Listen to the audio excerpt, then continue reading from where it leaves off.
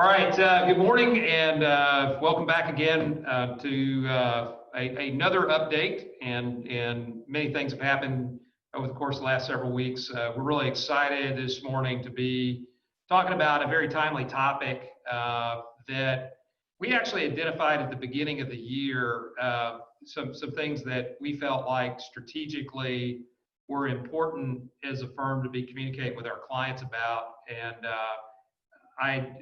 one of the hot items, I guess, for the first quarter, before the first quarter turned into a market event, was to talk about wealth transfer and estate planning strategies for 2020.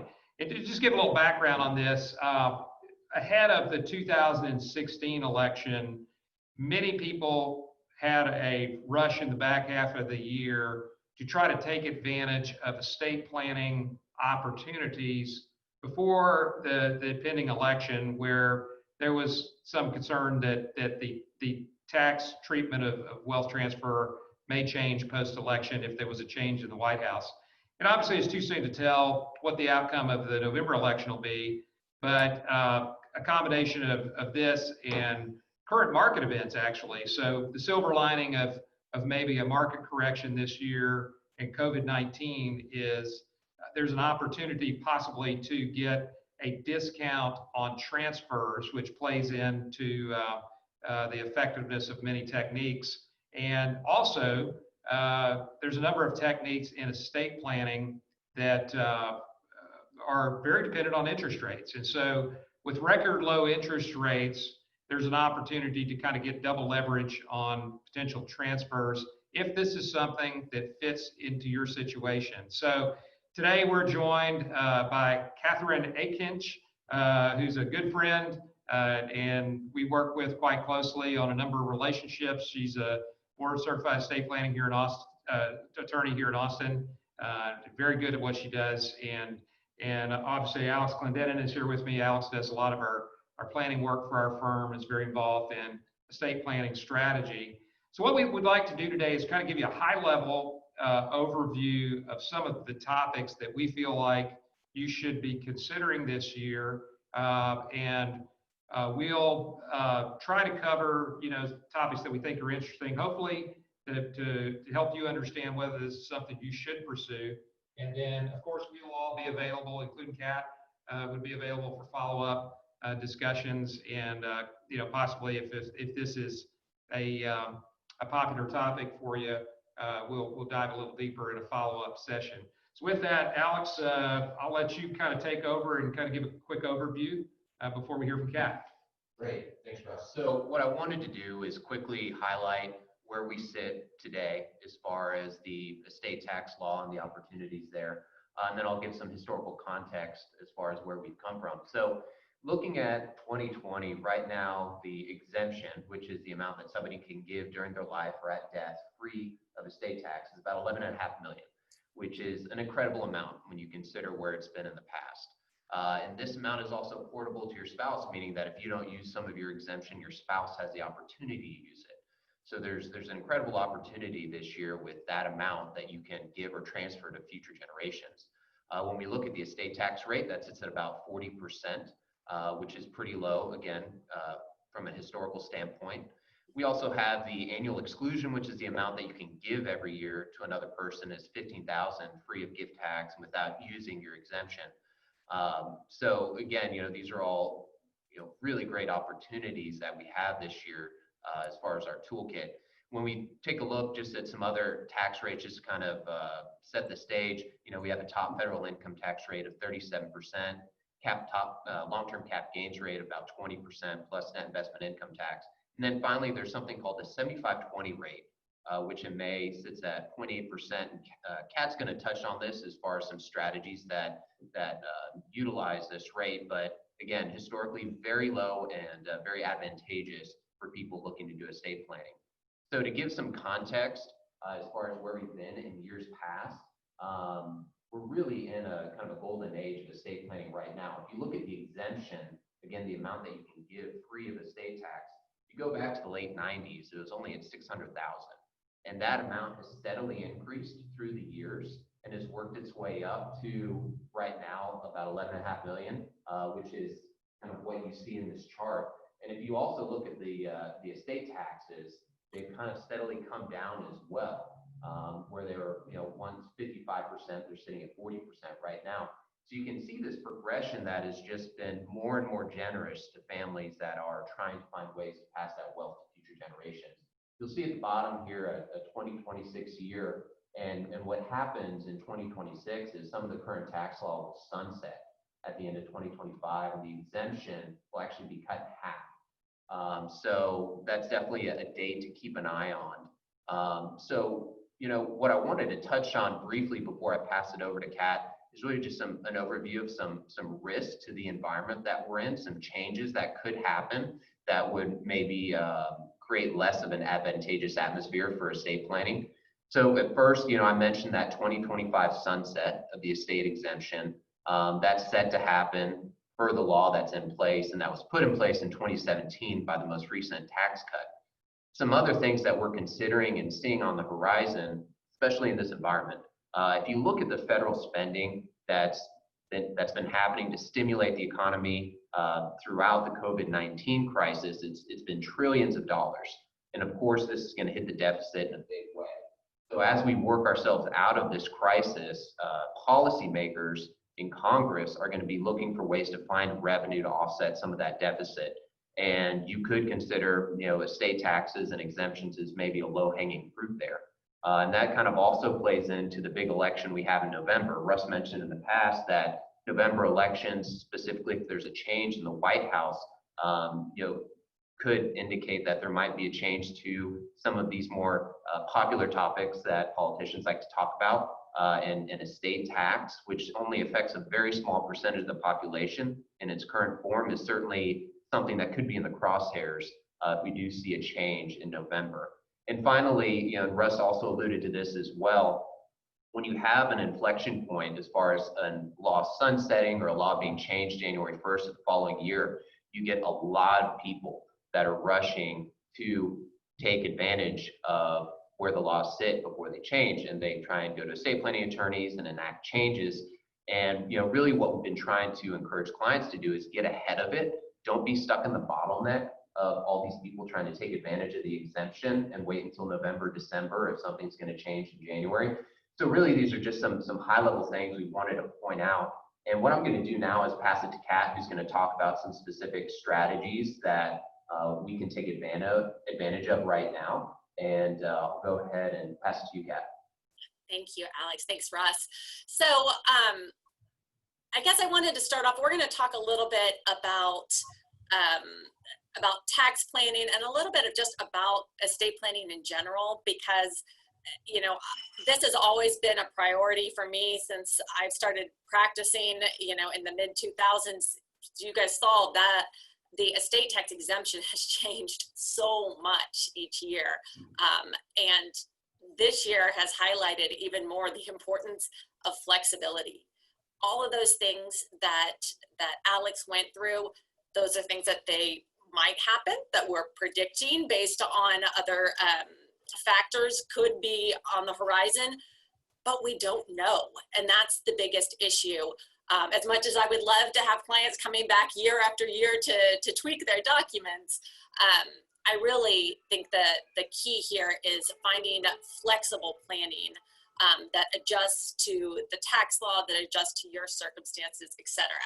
So with that in mind, if you prepared your documents, your current estate documents in the mid 2000s, or even a little bit after them, they may be more complex than needed under the current exemption law. Again, based on what your estate is right now and the exemption. If you did this, even if you did your plans in early 2000s when the exemption was 1 or 2 million, and now it's up to that 11.58, the tax planning trusts, et cetera, that were created may no longer be needed. And in fact, I have a lot of clients where when the first spouse dies, they don't want the trust that was set up under that will that was first signed in 2001. A lot of these older planning documents, and even some today that are done, are structured with these formula gifts, which is essentially say the greatest amount upon the death of the first spouse, the greatest amount possible will go to a bypass trust for the benefit of the second spouse. It doesn't matter if your estate holds $4 million worth of assets or if your estate holds $500,000 worth of assets. When the first spouse dies, maximum amount is going to go into that trust. And sometimes that means that you end up having a trust that holds $200,000 when you really don't need that anymore. In the meantime, while this estate tax exemption has been going up and up and up, there have been a lot of changes in the income tax side. Like we were saying earlier, we've got this 37% top income tax bracket, but there's also the for depending where you live. Texas doesn't have it, but for some states, there's the state income tax, there's Obamacare tax, there's all kinds of little ones. And in some cases, particularly for people in states like California or Colorado, that ends up being more than 40% tax. So the income tax rate can be higher than the estate tax rate for some people. And you might be thinking, well, it doesn't matter, I'm in Texas, but if your kids or whoever your beneficiaries are live elsewhere, then it does matter, and it's something to take into consideration. Another important thing that I wanted to highlight with income tax becoming more important is the importance of basis. So you buy a house in Austin and you get a basis. Let's say you bought it, 20, 30 years ago when it was a reasonable price, and you got your basis in your home. When the first spouse dies, the basis in that home, and the basis in all your property, gets a basis adjustment to the value of the property at your date of death. So that house that you bought for $200,000, that's worth now $800,000. At the death of the first spouse, the basis is reset at $800,000 for both spouses' halves, the surviving and the deceased. So when you sell that house in the future, or when your kids do, they pay a lot less in capital gains tax. So basis in assets is really important. However, if property is held in a trust, it usually does not get that basis adjustment. So let's kind of walk through, I know this is a lot, if we could turn to the next slide, I want to show you how this might work with a formula gift plan, something called a Clayton plan or a disclaimer plan, which are 3 different structures for how your personal estate plans can be set up. That first one, the formula gift plan, that's very common. That's the traditional one that I was just talking about. If one spouse dies, the greatest amount of property that can pass free of estate tax goes to the bypass trust for the surviving spouse's benefit. And if there's anything over that, then it goes to a marital trust, right? So that is a set formula, regardless of how much your estate is. If your will is set up so that it has this kind of formula gift plan, then the rigid rules apply. The Clayton plan is a little bit more flexible. This one says that at the death of the first spouse, all of their estate goes to the marital trust, but then 15 months after the death of the first spouse, the executor can decide, well, do we want it to stay in the marital or do we want it to go to the bypass trust? The marital and the bypass trust each have different benefits. The marital trust is just for the benefit of the surviving spouse. The bypass trust can be for the surviving spouse and children. Anything held in the marital trust will get a basis adjustment both at the death of the first spouse and at the death of the second, but it'll be included in your estate for estate tax purposes. The bypass trust will be out of your estate for estate tax purposes, but not get a basis adjustment. So the key, I'm throwing a lot of different information at you, but what I want you to remember is that each of them have different pros and cons, advantages and disadvantages. And it's nice to be able to put off the decision as to whether you want property to be held in a marital trust or in the bypass trust until a later date, as opposed to making that decision now. So the Clayton plan, first spouse dies, everything goes to a marital trust. The surviving spouse, who's usually also the executor, meets with Venturi, meets with their attorney, and they say, what do I do with this? Well, we look at what's the tax laws at that time, right? This may be 2045, and there could be completely different tax laws. What are your circumstances? Is there a reason why we might want to benefit the full family, or do we want to keep it where it only goes for the spouse? Things like that, and you make the decision which trust you choose at that later time. A disclaimer plan is somewhat similar to the Clayton plan. The first spouse dies, everything goes to the survivor, and then the survivor has 9 months after that, and these dates are all just state law or federal law is what is dictating this 15-month or 9-month period. But in disclaimer plans, surviving spouse has 9 months to decide whether they're going to keep it all or disclaim any of it. And if they disclaim any property, that goes to the bypass trust and has different benefits as well.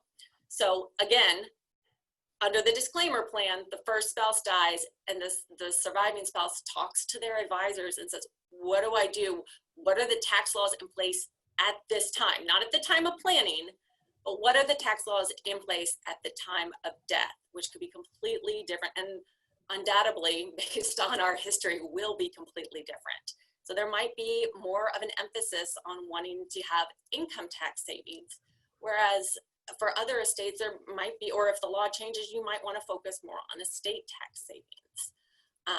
So while traditionally the formula gift plan has been what is in a lot of documents, I would say the majority of documents that I see that were created before 2010 and some of them afterwards have that formula gift plan. I lean more towards the Clayton plan or disclaimer plan these days, because I really would like as much as possible to incorporate flexibility into people's estate plans, because laws have changed so much. And again, as Russ and Alex were saying, they're going to continue to change, especially depending on what happens in November. The other thing I wanted to talk about in terms of creating estate plans with flexibility, and Alex, if you wouldn't mind, we can go back to that prior slide. COVID-19 and everything that's been going on this year has really highlighted the importance of having something in place that's flexible to take care of you and your spouse and your family, both during lifetime and after one's death. I have started, not for everybody who walks in the door, but for people who are age 60 to 65 and older, I've started really suggesting that they consider a revocable trust-based plan. And for those of you who aren't familiar with a revocable trust, sometimes it's referred to as a management trust or a living trust. It's the same thing. It is a trust structure that you create during your lifetime, or you and your spouse create. You put property in there, and you can put it all at once. You can put some now and put more in later. It's fully amendable, fully revocable. There's no, it's pretty much tax neutral. You don't get any tax benefit, but it doesn't hurt you either. You just continue to file your 1040 and report everything that's in the trust on your 1040. But the revocable trust structure starts off where perhaps you and your spouse are co-trustees and you keep living your life. I tell people, my goal is that once we get this set up, I don't want you to even know that it's there. I want it not to change your life at all while you both have capacity and everything's going fine.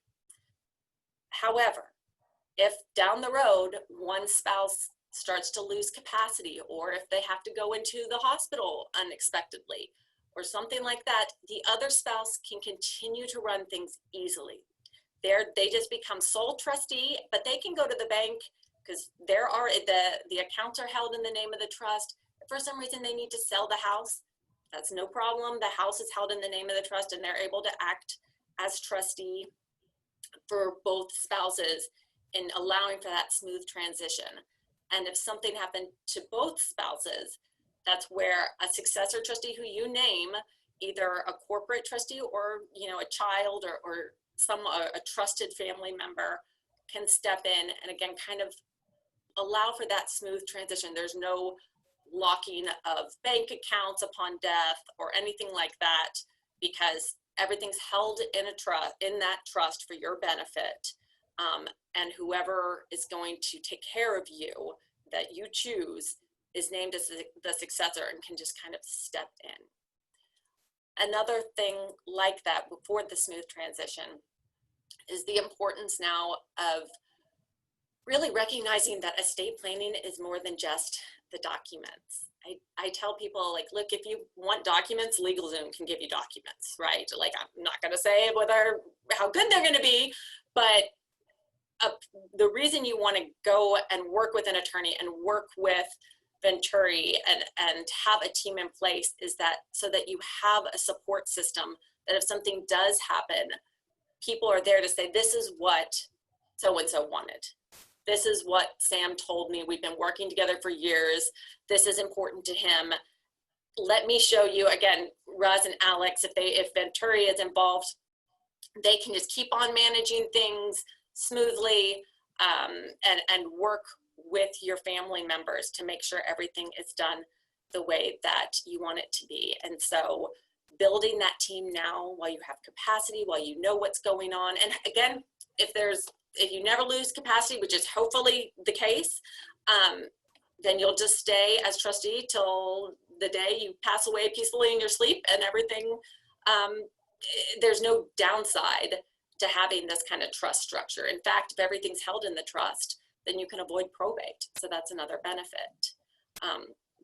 But honestly, this year and everything that's been happening with the pandemic has highlighted even more how we need documents. I really suggest you have documents that are flexible, that can move and adjust as you do, as your life does, as the tax laws change, and to just make things easier for you going forward. And that applies to everyone, regardless of the size of your estate.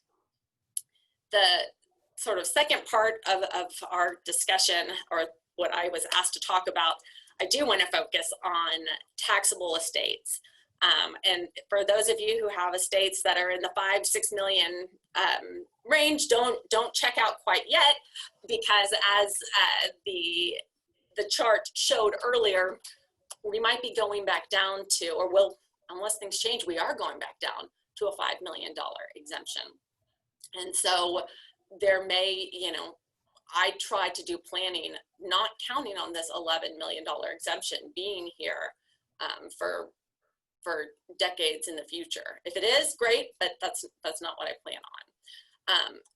And I will tell you right now, there might be some attorneys out there that feel differently, but for people new clients that come to me in 2025 and October, November, December and say, I want, this exemption's about to go and I want to give everything to this trust for my kids, but I've never done a trust before. I've just heard this, or I read about it, or my CPA told me. I'm not going to be willing to do that because a lot of the wealth transfer techniques involve transferring the wealth away from you. And I don't want it to be a situation where you end up needing those funds again in the future, or you don't fully understand what all is involved with those trusts. So this is a great time to get started in thinking about, okay, I might want to do something like that. There might be a need for that in 2025. Let's get familiar. Let's go ahead and set up just a basic gift trust. A trust for each of your children where you can make annual gifts to it. You won't have any tax consequences, but you can start to get familiar, and your kids or whoever you want your beneficiary to be can start to get familiar with how trusts work, what the different terminology is, how the distribution standards will work, things along those lines. And you can also start to build a relationship with attorneys, with your, if there's any difference in the terms of your investments or corporate trustee, things like that, so that you are ready in the case you decide to do something in 2025.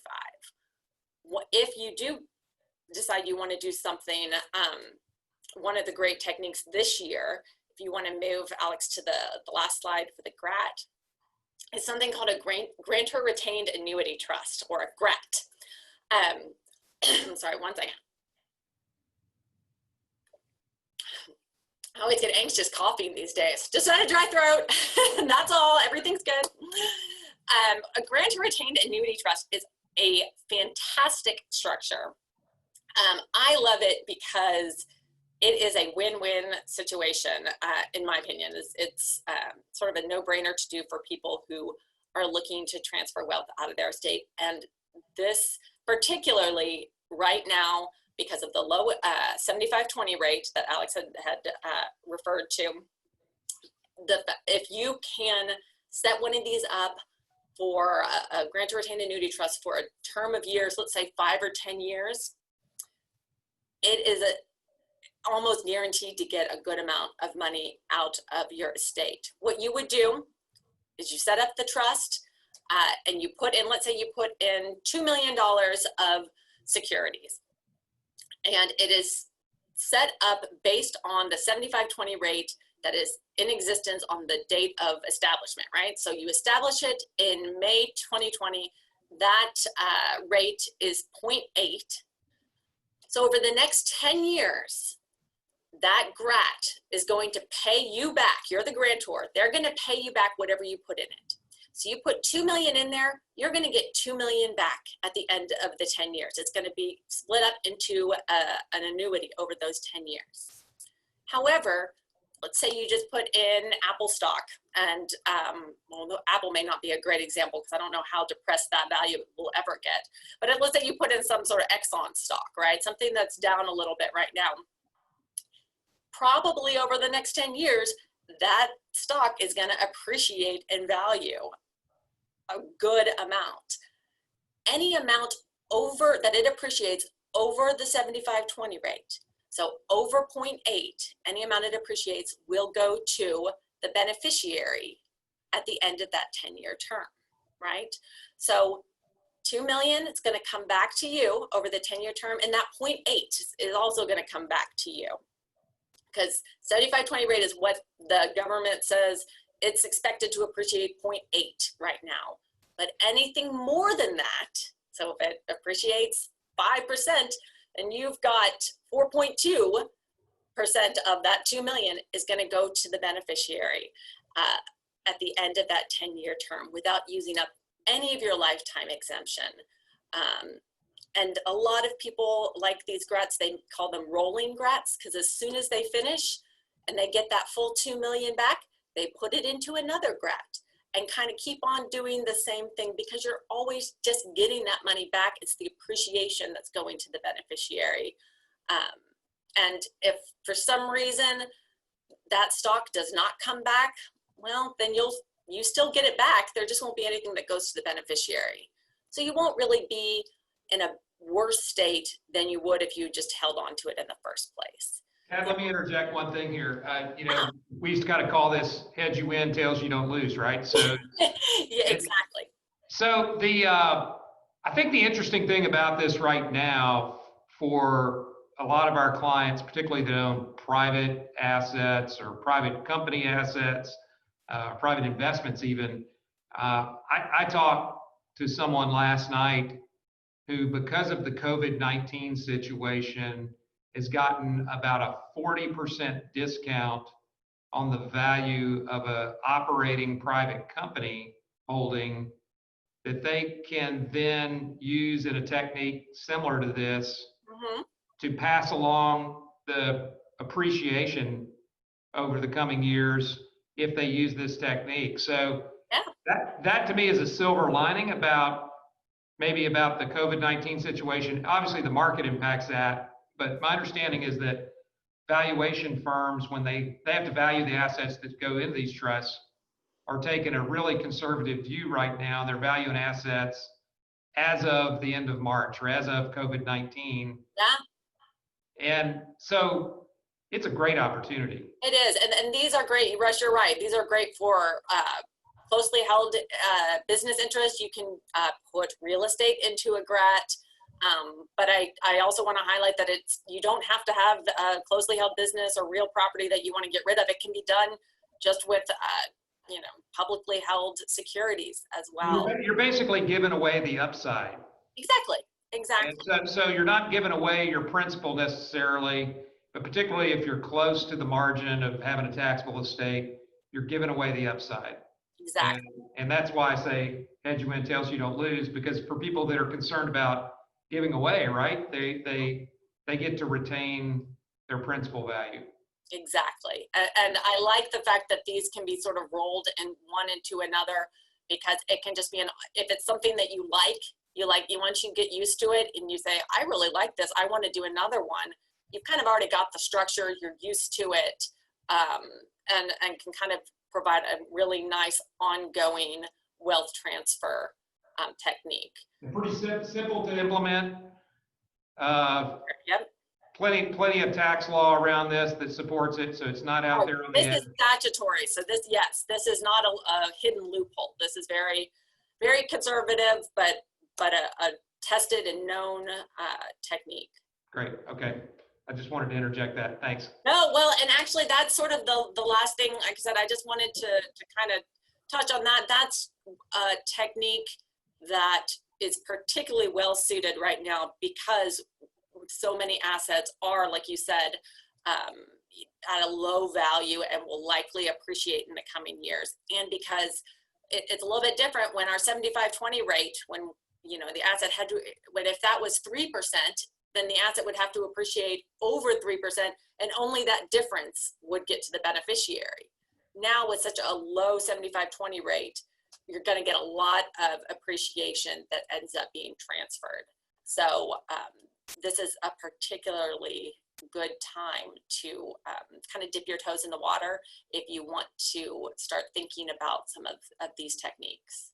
And thank you. And while we're waiting on questions, and I want to remind everybody, one of the important things about these discussions is you have the ability to ask questions and type in a question, and we'll get to your questions for Kat or ourselves. But the currently, I think that the GRAT situation obviously is important. There's other techniques that you can do, but a lot of people that we were talking to right now, some of them have the plumbing already in place. I mean, they have part of the strategy in place. And I think you mentioned earlier that the bypass trust, marital trust structure, oftentimes it's the AB trust. Yeah. They refer to it, right? That was the staple technique 10 years ago. But a lot of people have a lot of these things in place. They just need to figure out what they can do to utilize what they have if they want to address the potential exemption change or something going forward. What you're saying is, if while you're doing that, consider building the flexibility in as well, and make sure it meets your objectives today, knowing what we know today about possibly the need for additional flexibility, right? Absolutely. That things have changed so much in the past 10 years, just externally, and not to mention what may have happened in everyone's individual family and situation. That make sure what you've got now, that you understand it, that it continues to reflect what you want, and that that it's the right fit, because things have changed and they will continue to change. And so that's why, again, perhaps it's part of just my makeup, because when I came into the practice was right around the Great Recession, and then 2010 when the estate tax went away and everything. But I have just really noticed and got a lot of positive feedback from estate plans that are extremely flexible to all of these changes that are happening, because none of us can anticipate.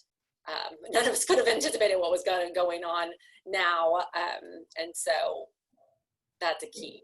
And part of the reason we wanted to get this on everybody's radar in the first quarter had to do with the time it takes to implement some of these things. So, realistically, a lot of people think this is like going to the dentist. It's not their favorite thing to do, to talk about their estate plan, right? Sorry, no offense. But at the end of the day, if someone typically starts the process like that, use a practitioner, how long, and I hate to admit it. So I'm the guy who's done work, and then it gets lost in my inbox and I don't return phone calls. But how long does it take to get stuff like this done? I tell people usually the biggest length of time is once I send them the draft documents for people to review them. because you get a big pack of legal documents, and it's not, like you said, it's not everyone's favorite thing to do. And so they sit there for a long time, and then we have to call and bug and pester to get, people back in the office to go through and sign. But I would say, 6 weeks, 6 to 8 weeks, give or take, depending on, again, if there's an existing relationship there, if you've already worked with someone and they know your family, they can get something moving, or if you're starting a new one and you have to kind of get to know someone and make sure that you understand and that they understand the documents that you've put in place. And so some of these types of transactions, they involve pretty big questions, right? Or decisions, because you're talking about shifting substantial assets potentially down the road to children, in some cases grandchildren. So for that reason, I think your situation with making these decisions sometimes takes some time and discussion. Yeah, absolutely. And so we used to say that there's several choices. I mean, you can give assets away through gifts, or these might be leverage transfer techniques or other ways to do it today. Charity plays a role. A lot of people might be interested in using charity in addition to this. But there really is a lot of different techniques to consider. But right now, with interest rates where they are and valuations where they are, these types of transfers, whether it's through gift or grat or sale or whatever it may be, are really powerful, aren't they? They are. You can really transfer a lot out of your estate. In fact, there's a lot of different aspects and a lot of different techniques that we've not talked about it. And I think if people are interested in, like, look, I do want to get some of this out, I do want to get some of this to my kids and to my grandkids, they should reach out to you or reach out to me, and we should talk more, because again, we can't go, or we'd be here all day if we were going into all the different techniques. There could be some that are a better fit, but they're extremely powerful, and we can tailor it to do exactly what you want it to. Okay, so this is a complex topic, and it's not every question relates to every person because it's a very personalized situation. So yeah, we are going to make we will make the slides available today, and if what I would offer to people who are joining us today, if it would be beneficial to arrange a session, possibly to go a little deeper, maybe dive a little deeper on specific topics. Maybe we'll arrange a follow-up session, and Kat, we'd certainly invite you back if you have availability. I know you're going to get really busy this year, and the situation with 16, when you were practicing in 16, do you remember how busy it got? 16 wasn't as crazy as 2012. That's because in 16, I don't think many people were expecting the increase in the exemption, for one, Right. And two, the increase in the exemption doesn't really worry people. I mean, if anything, that gives them more freedom. In 2012, until the end of the year, we thought that the exemption, the Bush tax cuts that went from 2001 to 2010, they sunset, and then we had a little extension in 2011, 2012, where we had the 5 million. But for a really long time, it was set to go back to 1 million for the estate tax exemption in 2013. And oh my gosh, the end of the year in 2012 was madness. And not just for attorneys, I mean, for appraisers, for CPAs. That's a great point. And I misspoke, and you're absolutely right. It was 2012 I'm thinking of, where it was just nuts. Nobody could get anything done. And the appraisers actually were a real bottleneck, because they have to do valuation work, but they have some time, right? You can do a transfer, and then the appraisal can come in within a certain number of months. Right, right. It doesn't have to be, it's not going to be the exact day. Right, right. So you've got a little time on the appraiser, but to get to your attorney's office, whomever you choose to go to, and get your plans figured out, and then figure out which strategy makes sense, takes some time. It does. It does. But, sorry. Oh, sorry. I was going to say we had a question for you on your management trust. Sure. You mentioned it's a revocable trust as opposed to an irrevocable trust, and we just had a question on why you'd make that distinction in that case. Well, so the revocable trust is more for a, again, that's where you can put your own money into it for management purposes. And you can take property out, you can use it for whatever reason. An irrevocable trust is a trust that you would create for a third party, like your kids, or in some situations, your spouse. And the irrevocable trusts usually are free of estate tax generally. You apply your exemption to those trusts to keep them free from estate tax in the future. They also have different asset protection benefits. But in Texas, you cannot take your own property and put it into a trust for yourself and get those benefits. Texas does not allow self-settled irrevocable trusts. So I don't know if that answered the question or not, but that's the important distinction between the revocable trust, which is for the management vehicle. It's important for incapacity concerns. It provides a lot of flexibility on that front, but it's not for asset protection. It's not for wealth transfer. An irrevocable trust, that is what's for that wealth transfer and asset protection, but it can't be for you. It has to be for a third party. Got it. So I'm glad you said earlier, you mentioned about the level of complexity that people created maybe in the prior period, maybe 10 years ago or so, or back. So, and some states require some complexity, but do you see a lot of people unwinding the complexity today? Yeah, it used to be family limited partnerships were the hot thing. And so a lot of people put money and property into family limited partnerships. And then the IRS got them in the crosshairs and have just have really hurt them for a lot of families. Not all, but for a lot of clients who come in.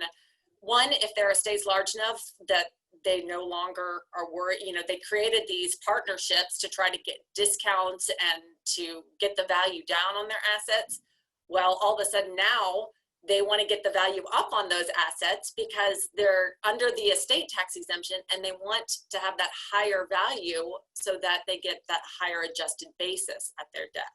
And so in a lot of ways, we're going for the exact opposite of what people were aiming for 15 years ago. But sadly, honestly, the biggest thing I see is people who come in with very complex plans and they don't understand them. Somebody set it up for them. They're not exactly sure why. They're not exactly sure what they're supposed to do.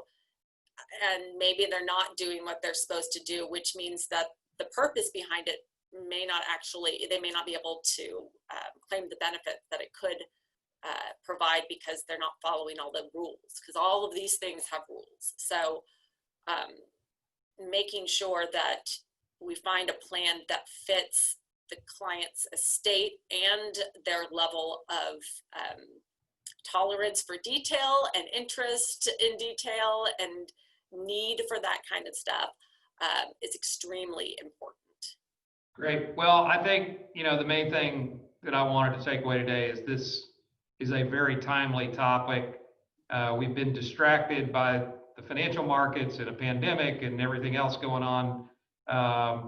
It takes time. And for many people, they haven't really reviewed it in great detail in several years. And I think 2020 is something to put at the top of the list to try to work on, hopefully in the first half of the year, or what's remaining of the first half of the year, to review this stuff or start thinking about it well ahead of the end of the year if you want to execute any kind of change. Kat, we really appreciate you joining us today. Thank you. I know you're super busy. I hope we can invite you back. And I want to make sure that our clients and guests today know that if you let us know, send us an email if this is an interesting topic for you, And we'll get something set up as a follow-up soon to try to educate you a little further on other things you might think about. And thanks again for joining us today. I hope you have a good weekend. And thank you to our clients for joining us. And we'll follow up with you and see if this is a topic we want to cover further. Alex, thanks for setting this up. Thank you, guys.